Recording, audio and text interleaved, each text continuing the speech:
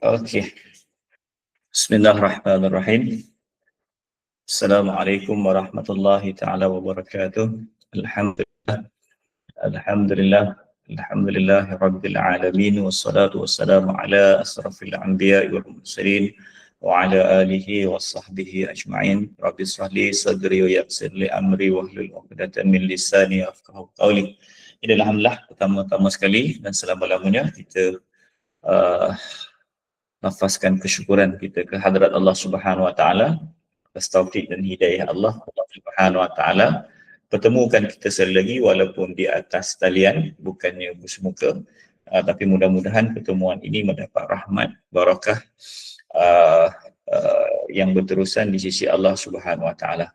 Jadi sebagaimana yang maklum bahawa inilah siri ulangan lah kepada siri petang semalam, yang mana kita dah lama tak berprogram secara atas talian, mungkin hampir 2 bulan kot, kerana faktor kesibukan saya dan sebagainya.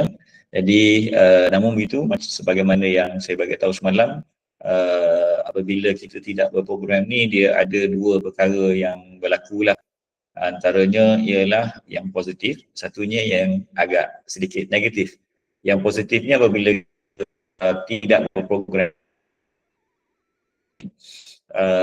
ramai di kalangan kita yang dah biasa ikut program siri sihat secara fitrah ni dah boleh berdikari, dah boleh menguruskan diri dengan aktiviti harian, termasuklah hal-hal yang berkaitan dengan kesihatan, penjagaan kesihatan dan juga sedikit tentang rawatan perubatan berkaitan dengan masalah-masalah harian tu dapat mereka tangani sendiri berdasarkan kepada penyampaian-penyampaian, perkongsian-perkongsian yang saya buat melalui siri sihat secara fitrah. Itu yang positifnya. Jadi bagi saya syukurlah ramai yang dah boleh berdikari dan sebagainya. Namun di sebalik itu juga ada sebahagiannya macam sedikit terhilang arah. Jadi kesannya ialah mereka ni sering kali hantar mesej kepada saya secara peribadi, sama ada melalui WhatsApp, melalui Telegram, kadang-kadang mereka call, buat talian panggilan telefon, bertanyakan masalah-masalah tertentu tentang kehidupan seharian lah. Ada yang tanya pasal masalah anak, diri sendiri, pasangan, tanya pasal cucu lah, apa sebagainya kan. Okey, jadi menyebabkan peningkatan pertanyaan itulah, sama ada melalui WhatsApp, melalui Telegram dan juga talian telefon. Jadi bertepatan pula dengan keadaan saya yang agak padat jadual waktunya, tak banyak yang saya boleh jawab. Dia adalah sekali-sekala saya menjawab. Cuma sebagaimana yang saya bagi tahu semalam, kadang-kadang soalan tu sama. Anak saya batuk, nak buat macam mana? Saya ni dah batuk 2 minggu, macam mana nak buat lepas tu ada kadang-kadang tanya anak saya ni akhir-akhir ni bangun pagi susah nak pergi sekolah. Macam mana nak buat jadi macam-macam lah soalan. Kadang-kadang soalan tu soalan yang sama saja sebenarnya, tapi bila saya nak jawab satu persatu tu setiap orang, jadi agak sedikit membebankan saya lah. Sedangkan sebelum ini saya boleh jawab melalui siri-siri sihat secara fitrah tu. Saya kumpulkan mungkin 10-15 soalan yang sama tu, saya jawab sekaligus saja. Jadi dia menjimatkan masa saya, tapi difaktorkan kita dah tak berprogram hampir 2 bulan. Jadi itu dah saya nampak trend tu agak negatif juga lah kan. Sebab bertambah pertanyaan tu. Jadi saya kata tak nak kita kena mulakan juga. Jadi sebab itulah mulai semalam kita dah mulakan balik, dan insyaAllah kita akan berterusan bermula. Malah mungkin mengikutkan keadaan semasa ni, mungkin saya lebih kerap sikit kot. Mungkin lebih dekat sekali seminggu, mungkin 2 kali seminggu ke, ataupun saya ada masa lapang, saya akan berada di atas talian untuk jawab secara umum. Jawab secara umum, dan untuk mungkin soalan daripada 5, 6, 10, 15 orang tu jawapannya sama je kan, kaedahnya yang sama. Jadi dia menjimatkan masa saya untuk menjawab satu, dan mungkin manfaatnya lebih besar sebab mungkin ada di kalangan kita yang nak bertanya tapi mungkin tak ada kesempatan nak bertanya dan sebagainya. Jadi kita jadikan medium siri sihat secara fitrah ini sebagai satu medium untuk kita menguruskan kehidupan, dan perkara ini sangat penting untuk kita tangani, sebab sebagaimana yang saya bagi tahu semalam juga pun, kita punya kerencaman kehidupan itu, uncertainty, ketidaktentuan itu terlalu besar dah sekarang ni. Jadi kita telah melalui fasa-fasa yang mungkin sama ada kita sedar atau tidak sedar. Okay, bayangkan kita baru saja kita rasa kita bermula Januari 2025. Tapi sedar tak sedar kita sekarang telah berada pada mana? Pada penghujung tahun 2025. Kan? Masih terngiang-ngiang lagi, masih terbayang-bayang kita pada 1 Januari, 2 Januari, mungkin pertengahan Januari, mungkin awal Februari, apa benda yang kita buat, aktiviti yang kita buat. Masih lagi terbayang-bayang, terngiang-ngiang, bermain dalam kotak fikiran kita. Tapi kita sedar tak sedar kita sebenarnya berada di pertengahan November dah. Maknanya separuh lagi November, lepas tu Disember, dan akhirnya kita dah masuk ke tahun 2026. Begitu juga dengan tahun hijrah kan, kita rasa masih baru lagi kita puasa. Tak lepas tahun ini kita rancak dengan program di Amal Ramadan kan, Amal Ramadan Madrasah Kehidupan. Kita agak banyak pengisian kita pada tahun ini. Tapi kita ni dah mula dah tahu, kita Jamadil awal, Jamadil akhir. Jadi awal dah hujung, kita nak masuk Jamadil akhir, Rejab, dah Syaban, Ramadan. Allahu Akbar. Maknanya masa bergerak begitu pantas. Kan? Pagi kita bangun, rasa macam tak buat apa-apa lagi, dah tahu dah waktu zuhur. Okey, baru je solat zuhur, kita rasa dah asar dah. Kan? Baru lepas makan aja. Relax sekejap dah asar dah rupanya. Begitu pantas. Okey, masa berjalan, namun begitu kita tak boleh elak. Kita tak boleh elak benda tu. Kita tak ada masa untuk kita mengelak sesuatu dan kita tak boleh skip daripada situasi ini. Sebab perkara ini telah diberitakan oleh baginda Nabi sallallahu alaihi wasallam. 1400 tahun lebih yang lalu tentang keadaan yang akan berlaku pada akhir zaman ini. Dan semalam juga saya beritahu lah, beberapa guru kami telah mengatakan bahawa sekarang ni kita bukan berada di fasa akhir zaman, tapi kita dah berada pada fasa pertengahan menghala ke hujung akhir zaman.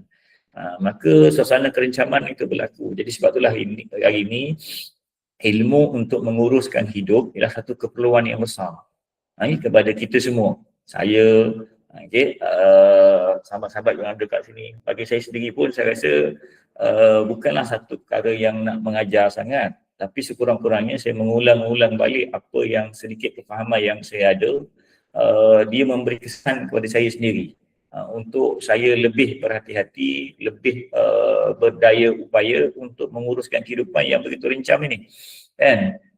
Contohnya saya katalah, kita dalam keadaan kita rencam, banyak kerja nak buat ni, kita tidur lewat. Lepas 12 malam, 12.30, pukul 1 pagi, sampai pukul 2 pagi. Kerana nak mengejarkan masa untuk menyiapkan kerja kita lah. Sebenarnya ada tuntutan untuk kita menyiapkan kerja tersebut. Tapi kalau kita berterusan tanpa kesedaran, dia akan menyebabkan kita punya jasad kita akan terganggu. Dan terganggunya sangat ketara. 3 hari berturut-turut. Kita tidur melepasi pukul 12 malam. Putusnya kita di Nusantara ni lah. Hari pertama pukul 12.30. Hari kedua 12.45. Hari ketiga dah pukul 12.45 lagi katalah. Masuk je hari keempat, tubuh kita dah susut upaya fizikalnya, upaya jasadinya, upaya kekuatan fizikal kita sudah mencecah 30% susutnya. Tinggal lagi 70%.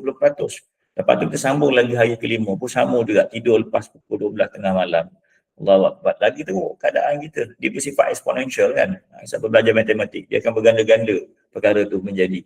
Lebih-lebih lagi pula dengan keadaan kita pula, tidur kita tu macam mana? Letakkan kita punya handphone tu bawah bantal kita pula. Konon-kononnya nak buat alarm, nak bangun tahajud sekarang nanti, atau nak kejut kita subuh nanti kan. Sebab kita dah lewat, kalau tak letak telefon bawah bantal kita, nanti kita takut terlewat subuh. Satu benda yang sangat mudarat lagi, dahlah kita tidur lewat, satu benda mudarat, kita letak handphone pula. Dan keadaan handphone tu hidup, duduk bawah bantal kita, tepi kepada tidur kita. Dalam selimut kita. Allahu Akbar. Dua perkara mudarat yang kita lakukan. Jadi itu semua memberi impak kepada kehidupan kita. Kan? Jadi sebab itulah bagi saya, kita kena fikir kembali macam mana nak menguruskan balik semua itu. Dan saya dah katakan semalam bahawa benda itu kita tak boleh elak. Kita tak boleh elak dah. Apa yang datang kepada kita hari ni, suatu benda yang langsung kita tak boleh elak. Kita tak boleh ketepikan lagi. Sebab kita duduk dalam zaman ini.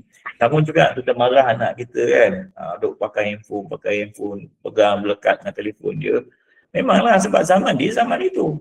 Cikgu kat sekolah nak tanya soalan pun dengan telefon, dengan handphone. Kan? Ada setengah-setengah tu pula cikgunya bagi homework ikut WhatsApp. Kan dia nak kena check telefon dan sebagainya. Kan?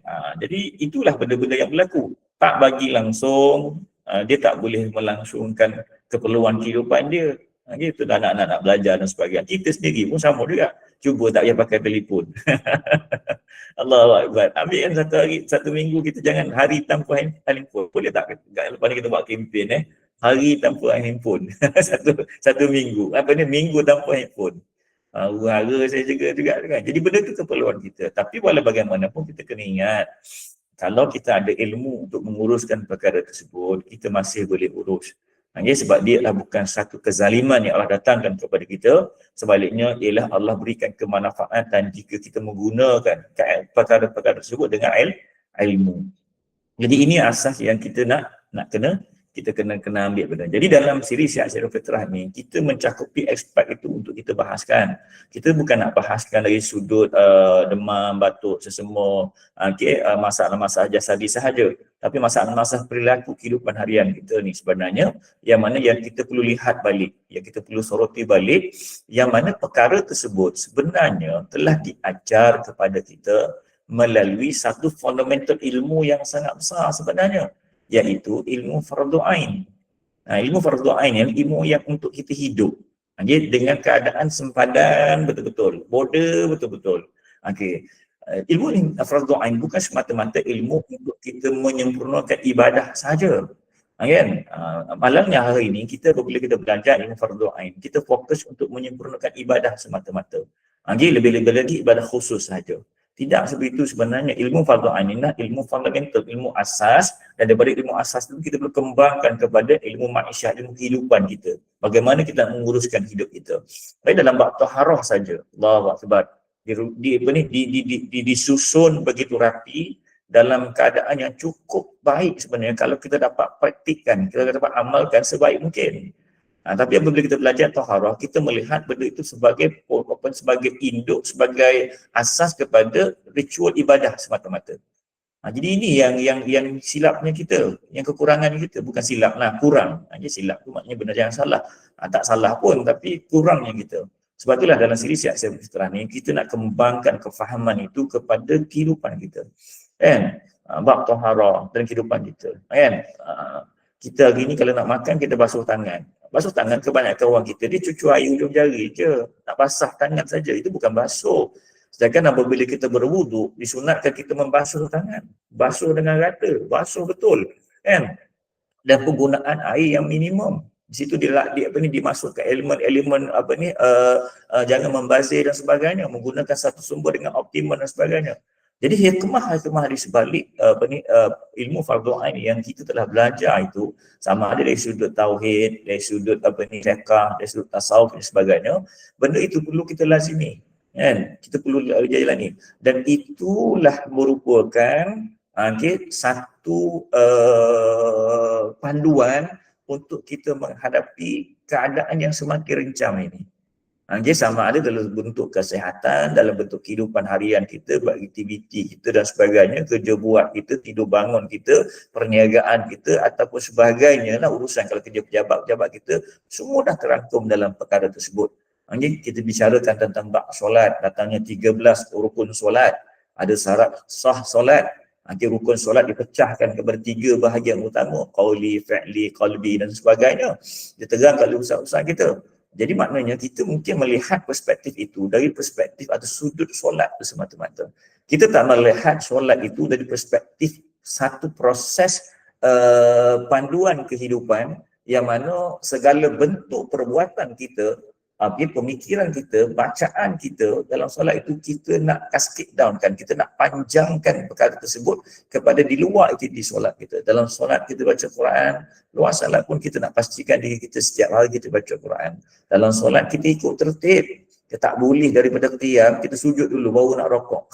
Cuba buat Cuba buat sekali bagi siapa yang mungkin boleh solat dengan sempurna tu, daripada tiam dia terus rokok saja, terus sujud. Lepas sujud tu baru nak rokok balik.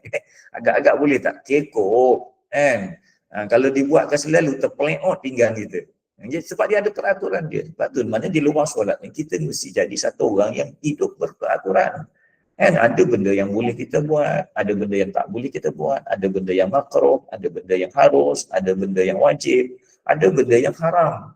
Jadi benda itu kita nak bawa pada disiplin itu. Dan disiplin itu kena bawa sampai sedetail-detailnya. Berapa ramai hari ini dalam konsep disiplin ini yang dia rasa, oh dalam ibadah ni kita kena ikut tertib betul-betul. Tapi dalam kehidupan biasa ni tak payahlah, itu hukum dunia. Contoh berapa ramai orang yang di kawasan yang no entry, jalan tu no entry, besar signboard dia perkataan lagi ada. Ramai-ramai juga duk rendah jalan berlawanan arus. Jadi benda itu berlawanan dengan tertib yang kita praktikkan dalam solat. Dilarang membuang sampah. Allahu Akbar. Kat bawah signboard tu lah paling banyak sampah.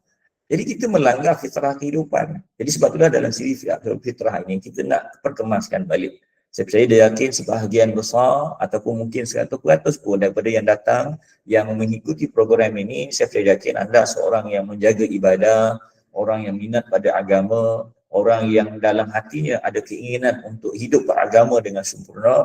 Namun kita nak panjangkan sikit, beragama bukan dalam ritual ibadah saja, beragama ialah seluruh aspek kehidupan. Agama ialah suatu perkara yang meliputi semua ruang kehidupan kita. Sama ada benda tu dalam sifat keduniaan maupun lebih-lebih lagi bersifat ukhrawi. Jadi sebab itulah hari ini kita nak bahaskan balik. Dan perkara ini kalau kita tidak bincangkan selalu, kita fikir seorang saja, lama-lama dia luput. Akhirnya apa yang jadi? Ibadah khusus pun kita jadi remeh, jadi kecil, jadi remeh, jadi malas, apatah lagi ibadah umum. Jadi sebab itulah hari ini kita tukar balik, kita nak muzakarah balik masa yang singkat, paling tidak pun sekali seminggu, sebaik-baiknya 2 kali seminggu. Lebih-lebih lagi kalau dapat 3 kali seminggu, cantiknya tiap-tiap hari dapat, Masya Allah. Saya berhajat je sebenarnya kalau dapat hari-hari kan, pagi lepas subuh je kita berbicara, kita berbual sekejap untuk kita ingatkan balik keadaan kehidupan kita. Apa yang kita buat semalam daripada bangun tidur sampailah kita tidur balik atau dalam tidur kita. Kita review balik, kita buat penilaian balik. Sejauh manakah kehidupan kita ni dapat kita sempurnakan untuk menempati 3 tujuan hidup yang paling utama, Abdullah, Khalifah dan juga Da'in. Juga bagaimana telah kita dah sempurnakan kehidupan kita, keperluan makan minum kita, pakaian kita, kenderaan kita, rumah kita, zuriat keturunan kita dan sebagainya. Apakah kita telah memenuhi tuntutan-tuntutan kepada mereka, hak-hak mereka kita sempurnakan atau tidak. Jadi semua tu kita kena fikir. Kalau kita tak fikir benda tu, kita akan, dan fikir itu mesti dalam kerangka agama. Dan apabila sebut je kerangka agama, fundamental agama ni ada pada fardu ain. Ilmu fardu ain tu, ilmu tauhid, ilmu fiqh, ilmu tasawuf. Mesti duduk dalam kerangka itu. Kita tak boleh fikir secara mana. Kita tak boleh tanya apa ni ChatGPT, kita tak boleh tanya Gemini, apa ni AI, kita boleh tanya Copilot, AI dan sebagainya, dan banyak lagi lah bantuan-bantuan peralatan sekarang kan, tak boleh. Dia mesti ada satu kefahaman yang asas yang kita bina. Jadi sebab itulah hari ini kita kena fikir perkara itu. Dan kita tak boleh elak daripada zaman yang begitu mencabar ini. Kalau saya ceritakan semalam, keadaan dari segi revolusi teknologi ini berlaku sangat dinamik. Kita awal-awal dulu diperkenalkan dengan teknologi komputer 90-an. 80-an dah mula, tapi kita di Malaysia ni awal 90-an lah baru mula teknologi komputer ni semua sekali. Saya mula-mula kenal komputer ni sekitar tahun 89, masa tu form 3 kan, 89, 80, 90 tu dah mula kenal lah apa itu, tapi komputer yang besar gedabak ada masa tu. Zaman itu zaman teknologi komputer, daripada teknologi mechanical, kejuruteraan mechanical, manusia menggunakan automation, lepas tu masuk teknologi komputer. Dan zaman tu lama, dari kurang 10 tahun lebih, daripada tahun 1990 sampailah kepada tahun 2000. Tahun 2000 kita dikejutkan dengan millennium bug kan, Y2K punya isu pada masa itu. Mana pada waktu itu komputer ni sangat unik lah. Cuma mungkin bagi saya, Alhamdulillah, saya diberikan pendedahan tentang sistem komputer ni agak mungkin lebih meluas daripada orang lain.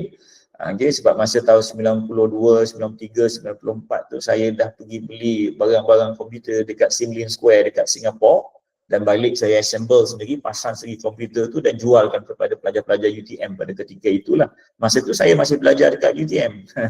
Saya masih di tahun 1, tahun 2, sekitar tahun 94, 95 tu kan. Okay, tapi saya dah pergi ke Singapura beli komponen-komponen komputer ni dan pasang assemble sendiri, okay, dan jual kepada pelajar. Masa tu kerajaan bagi geran 5,000, 4,000 kepada pelajar-pelajar universiti, ada yang dapat scholarship untuk beli komputer. Zaman tu lah, zaman tu. Masa tu notebook ni tak ada lagi. Notebook ni datang dah lebih kurang kalau kat pelajar universiti ni kurang lebih tahun 94 lah. 92, 93 tu tak ada lagi. Habis 94 tu dah mula keluar notebook lah. Okay. Jadi masa tu lah benda tu. Jadi maknanya apa ni berkhidmat komputer tu. Lama masa komputer tu dah memudahkan. Orang daripada era typewriter, okay, mesin type yang ketek kan. Jadi masa komputer keluar. Masa komputer tu bersaing dengan typewriter elektronik. Masa komputer keluar tu tahun 93, 94 tu dia bersaing dengan typewriter elektronik. Kalau elektronik yang type ada screen tu, tekan enter je, dia print, dia pakai ribbon tu kan. Mungkinlah kalau kat sini yang usia sebaya dengan saya ataupun mungkin lebih tua daripada saya, mungkin jumpalah benda tu kan, kalau anda bekerja di pejabat ataupun di institusi pengajian tinggi dan sebagainya.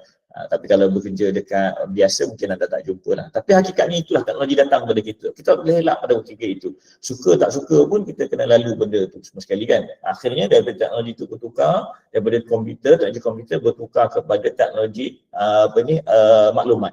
Information technology. Maknanya dari teknologi komputer, zaman telah bertukar. Itu zaman teknologi maklumat ni dia bermula pada tahap boleh kita menghadapi Y2K lah. Nanti year 2000 ni kan, zaman millennium tu, zaman tahun 2000 tu dah mula teknologi maklumat. Masa tu sistem internet dah mula diperkenalkan. Walaupun tak menyeluruh, tapi banyaklah organisasi kerajaan dah menggunakan sistem-sistem komputer yang atas talian sebagainya untuk operasi mereka. Okay, perniagaan-perniagaan mula dijalankan dan mula dikenalkan tentang website dan sebagainya, alamat web.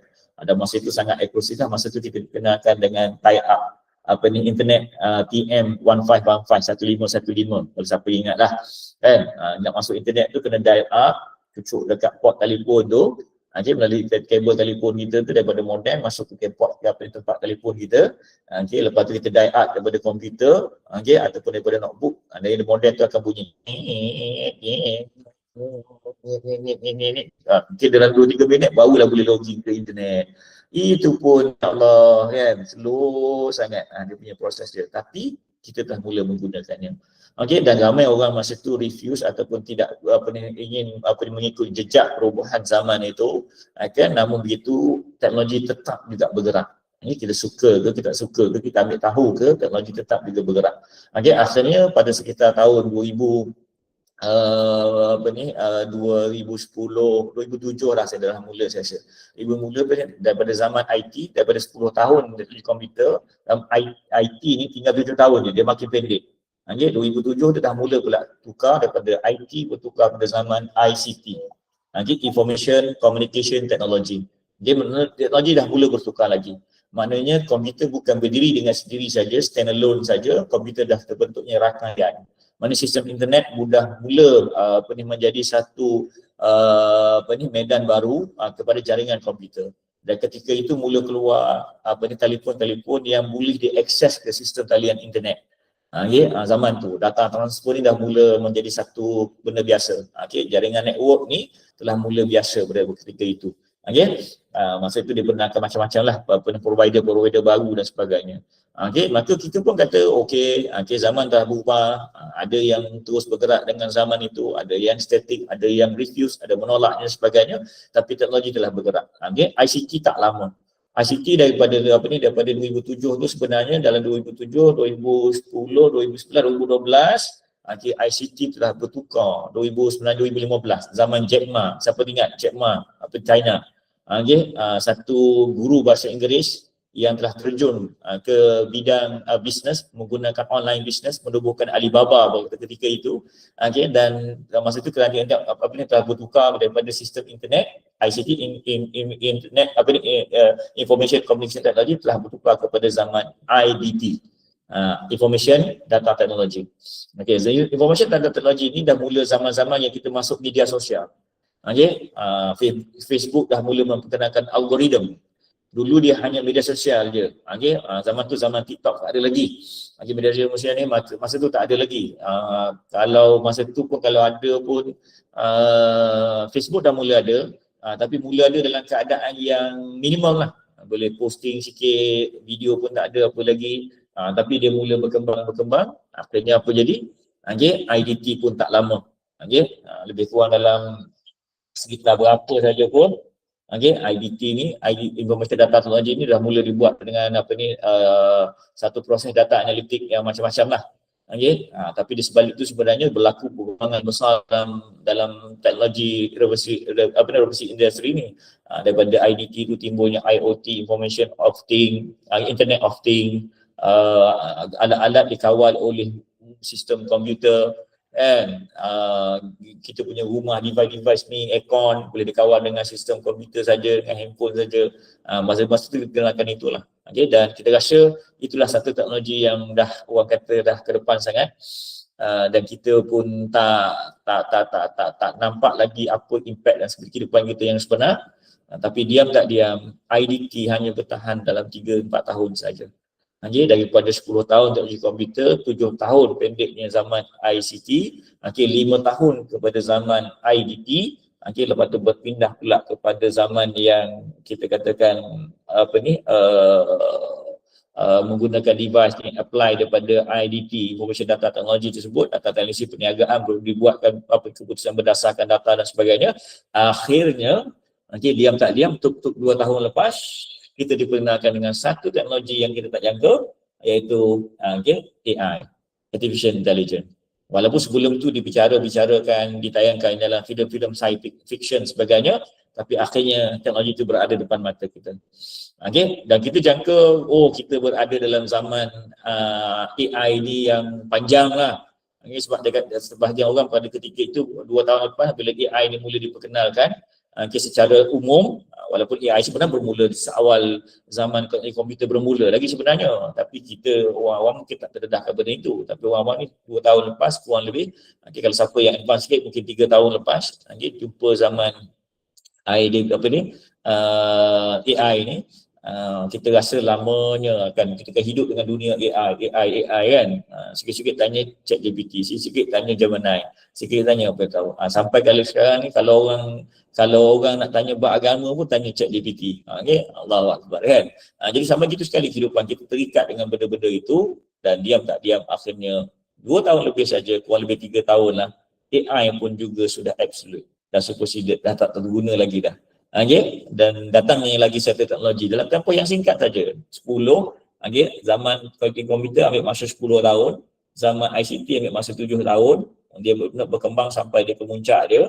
Zaman IDT tinggal 5 tahun, zaman AI ni sebenarnya 2 tahun ke 3 tahun saja dah habis dah. Dan kita dah masuk ke satu zaman yang orang kata, kalau kita tengok dekat filem-filem science fiction tu kan, robot yang boleh bercakap, dengan gitu rupanya dia dah jadi reality kan. Maknanya jaringan sistem komputer sekarang ni bukan pada takat lagi kepada artificial intelligence saja, malah dia dah boleh self learning, deep learning, konsep tu dah built in dalam sistem dia dan sebagainya. Dan orang segala yang menamakan teknologi yang baru ni adalah SIT, Symbiosis Information Technology, ada yang kata Synchronized Information Technology dan sebagainya, yang mana boleh katakan keupayaan ini dah mencecah menghampiri 70-80%, ada yang claim sampai 90% keupayaan manusia. Sampai gitu sekali dah. Dan perbincangan boleh dilakukan lah. Dan boleh dikatakan hampir 70% komponen sistem kehidupan kita, daripada sistem perubatan sampai sistem ketenteraan sampai sistem pentadbiran negara sebagainya, telah dikuasai oleh sistem yang sepenuhnya. Maknanya kalau sekarang ni kalau bom tu, bom yang bom nuklear ke sebagainya dah dikawal sepenuhnya oleh teknologi komputer sepenuhnya. Maknanya teknologi SIT ni bila nak dikeluarkan semua sekali tu, semua dah dianalisa sendiri oleh sistem mesin yang ada pada hari ini. Begitu juga dengan teknologi perubatan. Kalau kita tengok pembedahan dia buat banyak dah menggunakan gadget, analisis dan sebagainya. Dulu kita tengok X-ray tu kita tak faham, sekarang ni tak faham X-ray tu kita boleh tanya ChatGPT. Tapi dalam dunia perubatan, Sehingga kan maklumat perubatan ini dianalisa oleh sistem komputer ini jauh dia punya kedalaman dia daripada pemikiran manusia, berkali-kali ganda pada saat dan ketika ini. Jadi itu realiti yang berlaku pada hari ini, kita tak boleh elak, dan inilah zaman yang berlaku bagi saya. Kalau saya berbincang dengan beberapa rakan saya dan sebagainya, mungkin orang yang duduk dalam bidang ini, dan mungkin inilah dia kata climate technology, teknologi yang dah terakhir, harap pada mesin hampir 100%. Pergerakan kenderaan, pergerakan telekomunikasi, pergerakan pentadbiran, pengurusan dan sebagainya telah diisi oleh sistem-sistem yang ada ini, dan ketika itulah maka manusia boleh katakan bergantung sepenuhnya kepada teknologi. Dan apabila manusia bergantung pada teknologi, itulah sebenarnya manusia akan saya katakan hidupnya terlalu dependent, bukan lagi independent. Maka itulah satu climate yang sangat besar. Dan persoalan yang besarnya, adakah kita perlu menguasai teknologi ini untuk mencapai satu kemenangan yang hakiki? Maka kalau tanya, saya tak tahu, wallahualam, pandangan saya ini betul ke, hasil pada muzakarah dengan rakan-rakan saya sebagainya. Saya kata bagi saya lah, saya katakan bahawa teknologi yang ada ini bukanlah teknologi yang akan memenangkan kita. Bagi orang Islam, kita akan menang bukan atas platform ini. Kita akan menang di saat kita climate, semua orang bergantung pada mesin. Allah takdirkan semua sistem ini akan total shutdown. Ada total shutdown, kita akan berpindah kepada satu teknologi yang kita namakan bahawa human technology, HT. Human technology, totally back to the basic balik. Maka kalau begitu, kita kena tinggalkan semua teknologi ini. Kita tumpukan kepada benda yang asas saja, benda yang basic saja. Tidak begitu. Sebab apa? Untuk kita survive, untuk kita bertahan. Untuk kita, bukan untuk kita lah, semalam saya cakap lah, untuk anak cucu kita. Kita ni tinggal tak banyak hari dah, kan? Kalau umur 60 tu, kan, especially orang yang umur 50 ke atas ni, tak banyak hari dah, kan? Jadi untuk anak cucu kita yang umur 30, mungkin yang 5 tahun, yang 6 tahun, yang 10 tahun, yang 15 tahun ni, mereka akan menghadapi satu fasa yang sangat kritikal, yang mana fasa seluruh hidup manusia bergantung pada mesin, pada peralatan, pada device, pada gadget 100%. Jadi kita perlu sediakan mereka ini dengan kehidupan untuk mereka survive. Survive sebagaimana sehingga datangnya teknologi yang terakhir, teknologi yang muktamad, iaitu human technology. Maka saat-saat menghampiri keadaan itu, kita perlu sediakan diri kita. Diri kita untuk apa? Untuk menyediakan anak cucu kita esok. Supaya kita dapat berhadapan mereka, supaya mereka ni dapat survive. Bukannya untuk menang, tapi survival. Sekarang ni isu survival. Bertahan. Contoh sekarang ni lah, kita tak sangka dalam tempoh 2 tahun ini,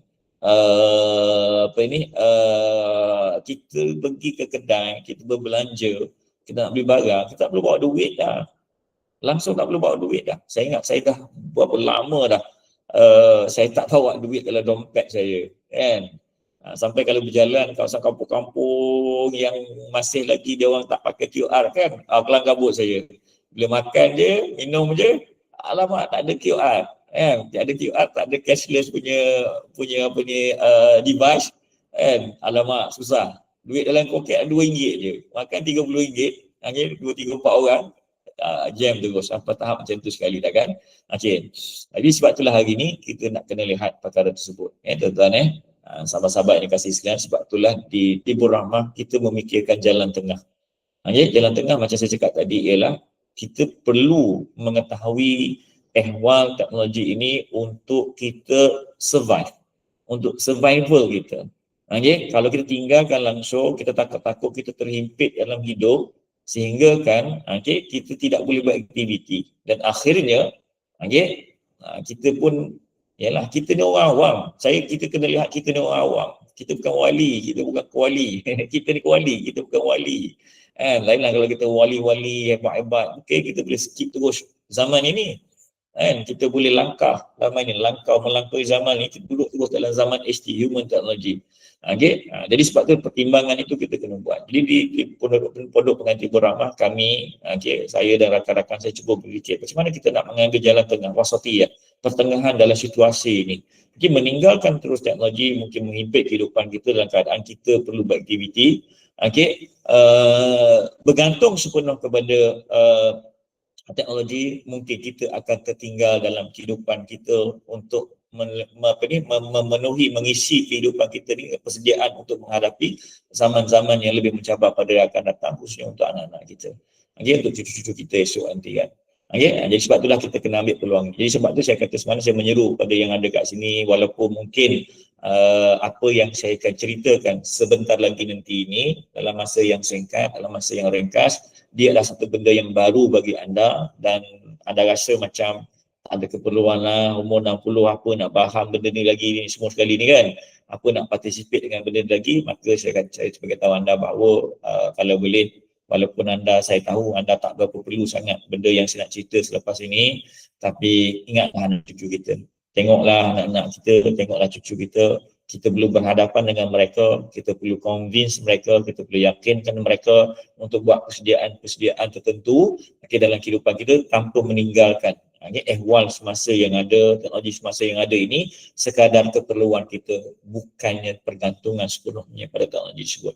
Jadi sebab itulah memandangkan keperluan kita untuk berada dalam medan ini, maka di Pondok Pengajian Tribur Rahmah kita telah bangunkan satu ekosistem baru. Ekosistem ini maknanya environment baru untuk kita meneruskan siri sihat secara fitrah kita ni. Supaya kita dapat normalisasikan, dapat biasakan diri kita dengan apa yang ada, tapi dalam apa yang ada itu kita tidak meninggalkan fundamental asas kehidupan yang sebenarnya, supaya kita tidak jauh daripada apa yang sepatutnya kita buat. Jadi sebab itulah sebelum ni kita berprogram saya kata, tapi menangani keadaan isu yang ada ini supaya kita dapat manfaat daripada apa yang teknologi-teknologi yang ada ini, kita bukan bergantung pada teknologi ini, dan kita telah bangunkan satu ekosistem baru pembelajaran. Sebab untuk menangani isu-isu yang ada ini, keadaan-keadaan kerencaman yang ada ni, satu je jalan keluar dia, iaitu apa? Ilmu. Kita perlukan ilmu pengetahuan. Kita perlukan pengetahuan, perlukan kefahaman, bukan setakat tahu, tapi faham, dan bukan setakat faham, kita praktiskan, bukan setakat praktiskan, kita kena didik orang lain untuk mereka semua dapat survive, dapat bertahan untuk menghadapi kerencaman yang ada ini. Sama ada dari aspek kehidupan kesihatan, kehidupan yang lain. Siapa berniaga, perniagaan sangat mencabar. Walaupun anda jual goreng pisang tepi jalan, saya tahu sangat kuat, sangat mencabar. Bagi siapa yang kerja di jabatan kerajaan, Masya Allah, sangat mencabar dengan peranan-peranan yang baru diberikan kepada kita. Siapa yang jadi cikgu ni, ramai yang jadi cikgu ni, Allahu Akbar. Peranan cikgu dah tak sama macam dulu. Dulu nak buat RP, tulis kat buku selak, satu-satu pakai pembaris, garis, buat kan, petak, tulis, esok nak ngajar apa, pencapaian macam mana, attendance dia ambil dekat sekolah tu macam mana kan, buku yang garis petak-petak kecil kan, tanda kan, ada O, ada garis sending, ada S, sakit kan, bulat, macam-macam tu. Tak ada dah, zaman tu dah berlalu. Sekarang orang pakai QR code, orang pakai tik, orang pakai thumbprint scanner, orang pakai retina scanner. Ini bukan fiction lagi, ini berada depan mata kita. Sistem-sistem semua telah dibangunkan untuk menuju kepada perkara tersebut. Sama ada kita suka atau tidak. Jadi sebab itulah hari ini kita kena ambil peluang itu untuk lihat sekejap. Di tip didik, di Pondok Pengajian Tribur Rahmah, kami telah bangunkan satu ekosistem yang kami namakan tip didik. Tip itu perubatan, perkataan perubatan. Dia mana dia satu sistem atas talian untuk kita sama-sama gebeling.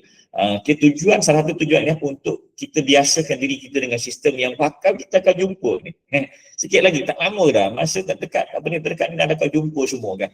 Anak-anak pergi kita ke sekolah, nak attendance dia akan tap je retina mata tu. Bukan thumbprint ni dah kemudian. Dia retina mata je di tap untuk attendance dia sebagainya. Buku rekod anda tak akan jumpa lagi, pergi jumpa cikgu buku rekod ni. Buku rekod yang dia ambil di atas talian saja.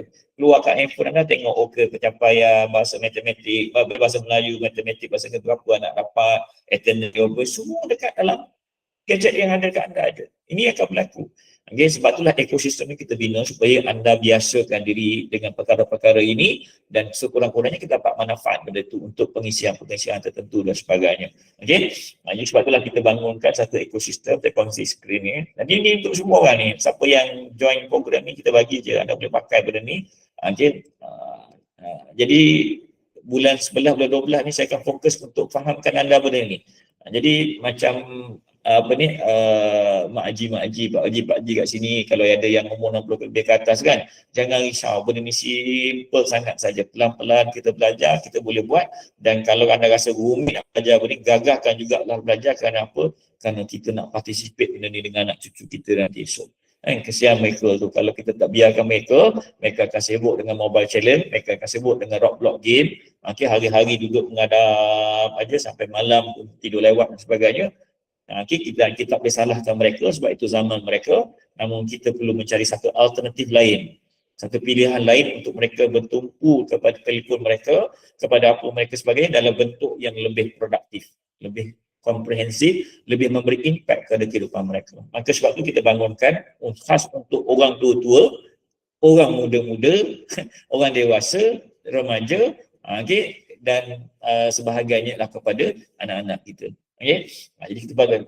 Jadi kalau nak tengok ni, kita boleh akses untuk semua orang sebenarnya. Okay? Maknanya kita bangunkan satu program yang semua orang boleh akses. Kandungan dia ada pelbagai. Okay? Sudut kesihatan kita masukkan, sudut pengurusan kita masukkan, untuk orang awam pun kita sediakan, untuk anak-anak kita lepasan madrasah lebih-lebih lagi fokus. Asalnya sistem ini saya bangunkan untuk anak-anak kita lepasan madrasah sebenarnya, untuk program pensijilan mereka. Tapi saya fikir-fikir balik, dalam keadaan bentuk ni kita perlukan extend kepada orang awam. Kita tak boleh tinggalkan orang tua-tua, kita tak boleh tinggal juga dalam ni sebab mereka, orang tua-tua yang peringkat 60 pun akan lalu fasa zaman ini.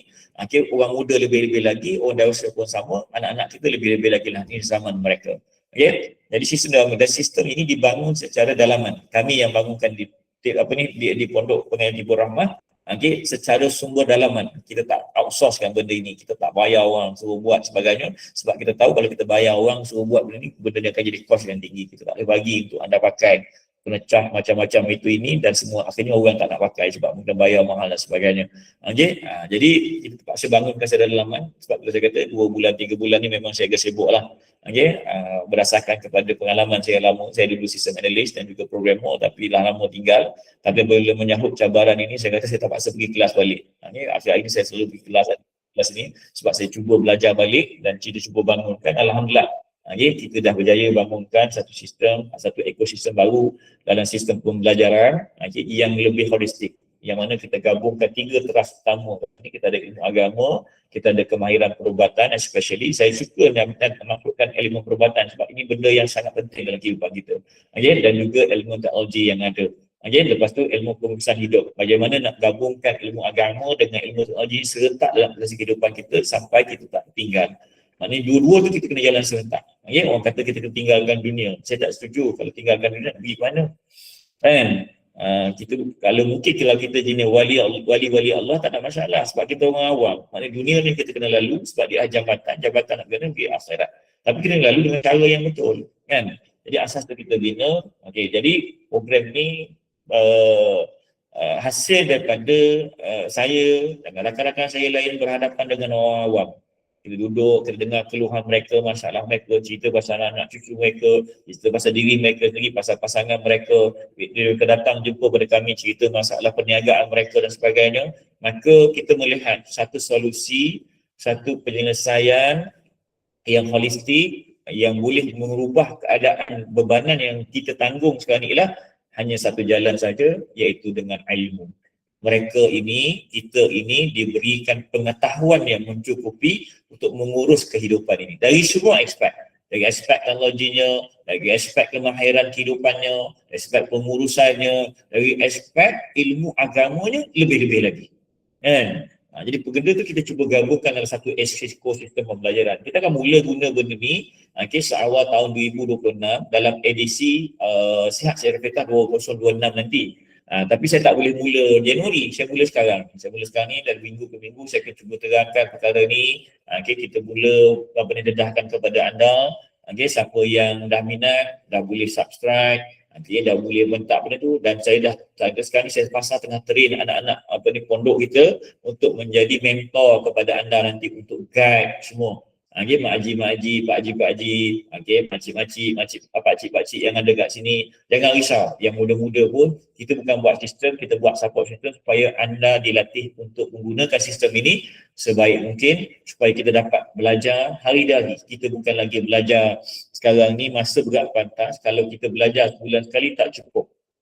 Kita tak akan cukup, kita tertinggal. Kita belajar seminggu sekali tak cukup. Kita kena belajar hari-hari. Hari-hari. Okey, sebab apa? Sebab kita akan temu je jumpa masalah depan mata kita, dan kita biasa sekarang ni kalau kita tak bentuk satu ekosistem yang baru, apa akan jadi? Kita akan tanya ChatGPT, kita akan tanya Gemini, tanya AI tu AI ni, kadang-kadang buat ibadah pun kita tanya AI. Tak boleh. Bahaya. Kan? Saya selalu buat testing tentang AI yang ada ni kan. Kadang-kadang kita bagi prompt yang terbalik sikit, jawapan dia memang terbalik. Jawapan dia memang karut-mengarut sebab dia adalah berdasarkan dasar sistem. Dia ambil daripada internet, ambil daripada sumber-sumber tu, digabungkan bagi kat kita. Oh, memang rosak porak-poranda lah kita. Sebab itulah data-data yang kita nak rujuk, kita mesti ada autentik. Mesti ada orang yang mahir dalam bidang tersebut. Sebab tu didik kita himpunkan mereka ini yang ada pengetahuan agama, yang ada pengetahuan teknologi, yang ada pengetahuan perubatan, yang ada pengetahuan perniagaan, yang perniagaan mereka tu proven. Memang mereka berjaya dalam perniagaan mereka, dan usahawan Muslim yang berjaya, bukan usahawan yang entah apa-apa kan. Okay? Ramai berjaya. Sebab tu dia orang kata nak berniaga, nak berjaya kena niaga, nak niaga berjaya kena niaga macam orang Cina. Saya tak setuju. Kan? Jadi kita nak orang-orang yang macam ni kita himpunkan dalam satu platform, tempat kita buat rujukan, tempat untuk kita belajar supaya apa? Supaya kita terpandu. Sekalipun kita ada masalah, kita tanya dalam kerangka yang betul. Okey, tanya dengan solusi yang betul. Okey, tanya untuk mengharapkan penyelesaian yang menepati kehendak Allah dan Rasul. Kan? Bukannya atas apa-apa yang tak ada tak terkawal. Okey. Jadi sebab itulah sistem ini dibangunkan, dan insya-Allah sistem ini akan mula diperkenalkan dari masa ke semasa. Okey, untuk anda semua. Kami di Tibur Rahmah, kami telah usaha sebaik mungkin. Kami tahu usaha ini bukan usaha yang besar pun, tapi inilah yang mampu kami buat dalam menghadapi kerencaman teknologi dan juga zaman yang begitu rencam ini. Sekurang-kurangnya bagi kami selalu bercakap, tak mampu buat semua, janganlah kami tinggalkan semua. Sekurang-kurangnya kami dah sediakan satu platform, satu ekosistem untuk belajar dan bermuzakarah dalam medan yang ada pada hari ini, dan mudah-mudahan dia menjadi satu panduan untuk kita. Jadi insya-Allah, jadi untuk masa yang singkat ni saya hanya perkenalkan saja sistem ini. Maknanya anda boleh akses menggunakan IC anda dan sebagainya. Nanti saya akan bagi tahu dari masa ke semasa. Cuma hari ini saya nak bagi tahu bahawa edisi Sihat Sejahtera 2026 akan berubah bentuk dia, pendekatan dia untuk menangani apa yang ada, current issue atau isu-isu semasa sekarang ni, dan pendekatan-pendekatan yang lebih menggunakan satu ekosistem yang baru. Kalau sebelum ni kita pergi kuliah bersemuka 100%, tapi kita gabungkan, ada bersemuka, ada kalanya walaupun tak bersemuka pun dalam keadaan yang hampir bersemuka. Dengan keadaan yang hampir bersemuka, maknanya anda tempat yang rujuk. Walaupun mungkin kita tak dapat orang dekat Kedah, dekat Kelantan, dekat Terengganu kan, takkan nak datang Tibur Rahmah ni tiap-tiap minggu, tiap-tiap hari. Tapi mungkin setahun sekali, mungkin 6 bulan sekali, 3 bulan sekali, mungkin bolehlah berpeluang untuk kita berkuliah bersemuka kan. Mungkin boleh, mungkin tidak. Tapi walaupun kita atas talian, tapi kita duduk wujudkan suasana bersemuka tu. Suasana talaki tu, suasana musyafahah itu, berhadapan dengan guru-guru yang terpandu itu, boleh kita buat. Dari semua aspek ilmu, kita perlukan ilmu kesihatan, kita ilmu perubatan, kita perlu ilmu kepengurusan, kita ilmu penggunaan handphone. Kalau kita tak pandai sekarang, berapa ramai orang kena tipu dengan QR code. Transfer rupanya masuk akaun orang lain. Tapi semua itu perlu kita belajar. Makji-makji kat sini kan, kalau katalah umur 70 pun tak lah nak belajar, nak mati esok lusa dah. Jom kita belajar sama-sama pelan-pelan. Anak-anak kita yang dilatih kat sini, mereka cuba bantu sebaik mungkin untuk kita bantu. Dan mudah-mudahan kalau Mak Haji boleh guna benda tu, Mak Haji boleh bentuk, tarik anak-anak cucu kita. Sebab mereka ni yang penting ni. Kalau Mak Haji tak nak belajar pun, belajarlah juga, sebab kata fikirkan anak cucu esok ni. Supaya kita boleh faham apa situasi mereka, kat mereka, dan kita bantu mereka untuk mendekati balik pada benda yang sepatutnya. Jadi itu saja yang saya rasa nak kongsi hari ini. Baru masa singkat, saya ada program lain lagi. Tapi saya rasa itu yang pendedahan awal lah. Nanti insyaAllah minggu depan kita sambung lagi. Kita faham. Bulan 11, 12, bulan 11, 12 ni kita faham ekosistem je dulu. Kaedah pembelajaran je dulu. Lepas tu nanti bulan 1 kita akan start pengisian. Okay, sebab alhamdulillah dalam sistem ni dah cukup lengkap dah. Nota ada, buku ada, apa semua benda dah ada lah. Kami dah buatkan untuk anda, tinggal anda pakai je. Jadi saya tahu kalau kita tak ajar cara pakai, nanti benda ni jadi gajah putih, tak ada orang nak pakai. Jadi penumpuan kami di peringkat awal ni untuk mendidik anda guna sistem ini sebaik mungkin. Okey, ada masalah. Okey, masalah-masalah pertahanan agama. Okey, masalah-masalah masail apa ni ibadah. Nanti anda ada ruang untuk bertanya dan ada orang yang berautoriti untuk jawab, bagikan penjelasan dan sebagainya. Okey. Jadi bukan yang kita lakukan itu. Okey, bukan saja kalau anda tanya bab agama yang mendalam, soal-soal fiqh yang mendalam, memang saya tak boleh jawab, bukan itu bidang saya. Tapi kita ada Profesor Dr. Arif Saleh dan sebagainya. Jadi itu dan sebagainya. Jadi untuk makluman semua kat sini, nanti saya pun akan buat announcement juga ni. Malam ni kita ada satu sesi lagi pukul 9, pukul 10 bersama yang berbahagia Profesor Dr. Arif Saleh. Okey. Jadi apa itu? Okey, Puan Rukayah tanya. Okey, berbayar atau tidak? Okey, tunggu saya akan bagi tahu nanti. Okey, ada benda yang berbayar, ada benda yang percuma. Yang berbayar pun minimum. Okey, minimum maksud saya ialah untuk kos operasi, bukan untuk profit oriented. Okey, program ni bukan untuk company membuatkan kami ni ataupun pengendali ni jadi kaya, bukan untuk mendapatkan imbuhan, tapi sekadar untuk beroperasi saja. Okey, nanti saya akan bagi tahu dari masa tu, saya bagi tahu. Jadi cuma malam ni saya nak ingatkan anda semua, malam ni kita ada satu sesi lagi tau ingatkan kawan-kawan yang lain pukul 9 sampai pukul 10. Hari ni ada sesi, malam ni ada sesi bersama yang berbahagia Profesor Dr. Arif Saleh, salah seorang daripada panel pakar kita dalam bidang fiqh, usul fiqh, untuk kita berbahaskan tentang perbahasan atau mukaddimah kepada perbahasan tentang ilmu kalam ataupun ilmu tauhid, kurang lebih 1 jam. Okey. Hari ni hari Khamis, okey, esok hari Jumaat. Jadi maknanya yang berbahagia Dr. Arif Saleh akan bersama-sama dengan kita setiap hari Khamis malam Jumaat pukul 9 sampai pukul 10 malam. Okey. Buat masa ni kita akan gunakan platform biasa je, Google Meet ni, tapi sikit lagi boleh kita launch, nanti sebenarnya kita terus boleh akses melalui sistem tip bidik yang kita akan lancarkan.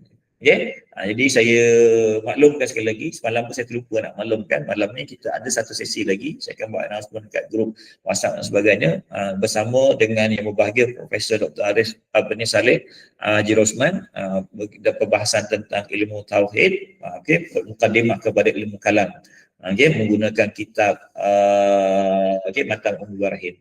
Jadi insyaAllah kita dapat sama-sama malam ni, masa 1 jam, 9 hingga 10 malam. InsyaAllah saya rasa itu saja untuk pagi ini. Mudah-mudahan anda mendapat sedikit gambaran apa yang sedang berlaku di Pondok Pegawaian Tibur Rahmah. Kami berusaha sedaya mungkin, seluruh tenaga, kepakaran, kemahiran, keupayaan yang dianugerahkan oleh Allah Subhanahu Wa Taala untuk bawakan kepada anda sebagai sahabat-sahabat dalam program ini, dan juga mungkin kepada seluruh rakan-rakan kita yang lain, dan andalah yang menggerakkan program ini. Dan sebenarnya kos untuk membangunkan program ini sebahagian ditanggung oleh anda semua. Ada yang infak RM10 seminggu, ada yang sikit, ada yang banyak. Kami himpun-himpunkan sebahagian kami gunakan untuk bangunkan sistem ini. InsyaAllah itu saja untuk hari ini. Saya mohon maaf kalau salah dan silap, terkasar bahasa dan sebagainya. Kita jumpa lagi pada malam ini jam 9 malam insyaAllah hingga 10 malam bersama yang berbahagia Profesor Dr. Arif Saleh bin Haji Rosman insyaAllah. Wabillahi taufiq wal hidayah. Assalamualaikum warahmatullahi taala wabarakatuh. Terima kasih Doktor. Assalamualaikum warahmatullahi wabarakatuh. Terima kasih Doktor. Sama. Salam, terima kasih Tobik. Okey. Salam, terima kasih Doktor. Sama.